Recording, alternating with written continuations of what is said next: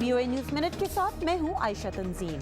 चीन ने east China सी में उन जज़ायर के सर्वे का ऐलान किया है जिनकी मिल्कियत के बारे में उसका जापान से तनाज़ा चल रहा है।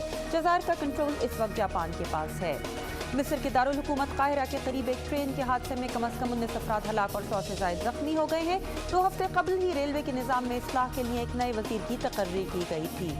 यूरोपीय अदालत बराए इंसानी हुकूक ने फैसला दिया है कि ब्रिटिश एयरवेज ने एक मुलाजिम खातून से उनके ईसाई अकीदे की वजह से इम्तियाजी सलूक किया है। ब्रिटिश एयरवेज ने खातून को क्रॉस का निशान खुलेआम गले में पहनने से मना किया था।